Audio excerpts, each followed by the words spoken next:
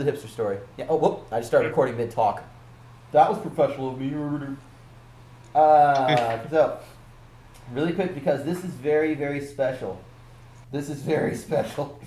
Freaking, and some of you will immediately recognize what this is. This is from the 5th book that I wrote, which is Taboo X, The Twisted Mashup, which started off as just a fractured fairy tale that I was writing for an anthology. But the anthology never came, and I did tell them I'd give them 2 years before I would even put it out there and published.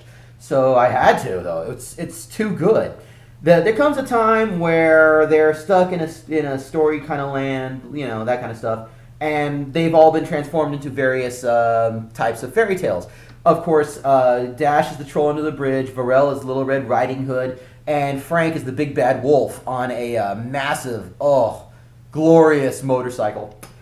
Anyway, eventually they come across a cabin in the woods, in the jungle.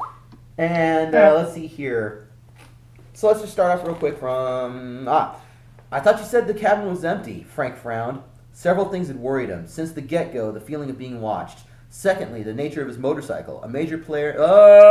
censored. And... Yes, third, inconsistent laws of reality. He had no doubt that the cabin was empty when Dash and Varel had done their scouting, but several things had since occurred. The distance between themselves and the mountains had shortened considerably, taking them only half an hour to approach the distant jungles at the foothills of the mountain range. Even worse, the location of the target that radiated energies of their home dimension had moved from the nearby foothills and directly to the cabin. Though the jungles had fallen to the puka and the black brick road with relative ease, night had since fallen, and the foursome gazed upon the cabin, the lit fireplace the only source of light, as utter darkness covered the land. Murmuring to one another and using sign language, they were better able to scout the cabin, still finding no one, but discovering signs that had been cleaned and used recently. To make matters worse, Frank could detect psychic workings, the mar of telekinesis affecting the aura of the place. A psychic had claimed this land as theirs, but the colors were murky and gray, affected by the constant barrage of magic. It was one reason why Frank refused to, thus far, rely on any psychic ability beyond his empathy up until now. Its usage and activation were weaker than back in their homeworld, plus it gave him a massive headache. "What do you want to do, boss?" Dash signed to Frank. Frank frowned and signed back. "Let's just go in and say hello. Usually these things have a challenge or some shit. We can handle it." Varel nodded agreement, and the three turned to Grimcon. The puka nodded its head and drew a single line in the ground, using their prearranged messages. 1 line for yes, 2 for no. With that, the four drew upon the cabin silently, hugging the shadows and moving whenever the wind blew. Despite their bulk, both Dash and Frank were heavily trained for such activity, and Varel had a naturally light step. That the puka was able to do so while having all six legs out, only made Dash all the happier that Grimcon had joined their party as an actual ally instead of a prisoner. Frank was just happy that he wasn't going to have to argue with Dash about the creature, having made up his mind to get Grimcon to their world where his psychic abilities could better probe and analyze the creature. He needed to finally figure out what the hell he had become. If he was something new, then there was a journal to write, medical records to record, and possibly more than a few awards and publications for the shop upon releasing the information to the Black File and the world in general. The cabin itself was a sturdy affair of stone and wood slats, appearing to be 3-roomed, its main room, with its fireplace, doubling as both kitchen and living space. There were 6 windows or so, each with the curtains drawn, and as the companions drew inside it, was as cozy and inviting as it seemed from the outside. Smelling roasting meat, Dash noted the thick cauldron of bubbling fresh porridge in the fireplace, a nearby cupboard and small hallway providing storage for food and spices. He noted a locked trap door at the end of the small hallway, that it was locked from this side, but he thought it was probably led to a cellar-style freezer storage for meats and perishables. Varel and Frank stepped lightly across the furnished room, noting the thick rugs that had been laid out across the ground. In a ring around the fireplace there were 3 rocking chairs, 1 large, 1 medium, and 1 small. In the dining room portion of this large room was a table that had 3 cushioned stools, once again, 1 large, 1 medium, and 1 small. On the table were laid out bowls of the porridge in various stages of cooling. Testing one of the bowls, Varel's nose wrinkled up and she signed to Frank, "This one's too cold. The largest bowl is still hot as all get out, though. For some reason this baby bowl is at a perfect temperature. Someone was experimenting with the stock supplies, it seems." Frank nodded and held a hand up, his left curling into a claw as he began to tap into his psychic ability, preparing to draw forth his telekinetic weapon. A flare of recognition had erupted from the spacious bedroom, and he neared the darkened doorway with slow, even steps, preparing to jump whatever it was inside. When he leapt into the room, on the other hand, he grinned wickedly and relaxed his psychic energy. There was a particular blonde youngster on their knees, biting the edge of a porridge-covered wooden spoon as they gripped the footboard of the largest bed. Bits of creamy white porridge were dripping onto the simple white shifts they wore. Their short, choppy blonde hair had been slicked back with water and held back with a blue shell beret. Underneath the California tan, he knew they were actually somewhat pale of skin, their eyes large and expressively blue, their lips and youthful cheeks tinged with rouge. Frank chuckled, realizing full well who they were and why he couldn't sense them. Underneath the shift, he knew Jack Gween's body was both supple and strong in various places. As the strongest telekinetic in the world, Jack had been raised knowing that the human body was fluid, malleable, and he was able to contort his own with only a briefest hint of his telekinetic power. The androgynous beauty of the young man was all natural, though, able to keep his limbs slim whenever he wanted, and whenever Frank was involved, he always wanted, yet able to increase his basic strength whenever he needed it.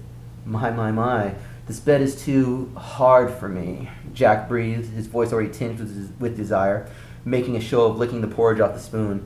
Care to help me change that, Frank? He clicked his tongue as he said the K with a hard sound.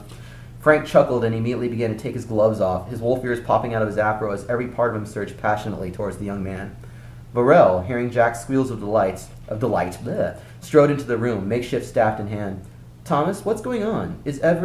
Her eyes widened as she took in the scene.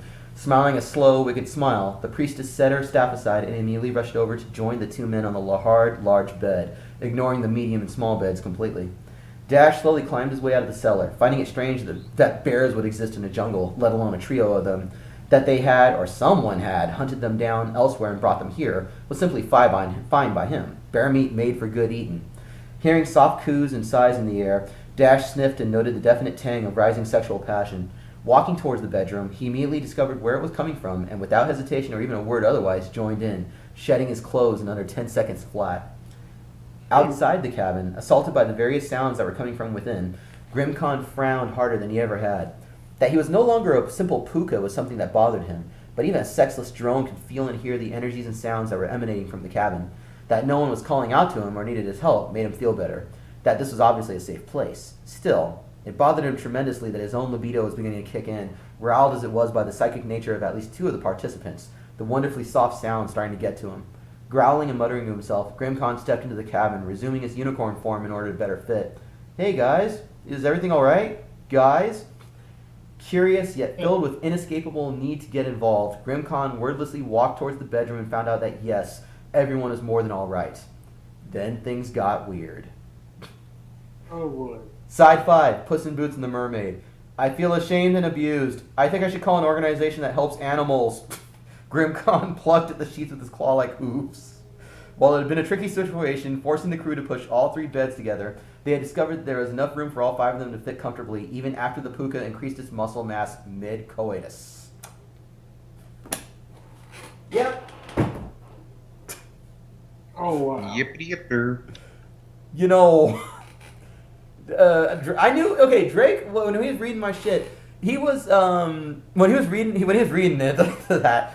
He actually was posting up like quotes and shit that really, I guess, hit him on his newsfeed. And yeah, what was it that you posted? You were like something like, "How in the hell did they get a puka in an orgy?" Yep, that's it. Like, oh shit. So yeah. That's the shit. And you know, honestly, I didn't. This is like one of those segments that was a gardening segment. I didn't realize it was going to go this route until I wrote in that segment, and it just dawned on me. You know, Grimcon's not just going to stay outside. I can't just disappear his ass. Oh, get him involved. You can't even call it bestiality because he's a goblin horse. Right. Anyway, when we get back, let's wrap things up and do the hipster story. I don't give a fuck if that nigga listens to this shit either. I hope he does, because I hope he knows what a joke we've made him. Ah. This broke ass, punk ass, bitch ass, fuck in the ass. Did I say broke ass? Ain't got no money because he ain't getting paid. Anyway, when we get back. I liked ass before it was cool. Catch y'all when we get back, Liz.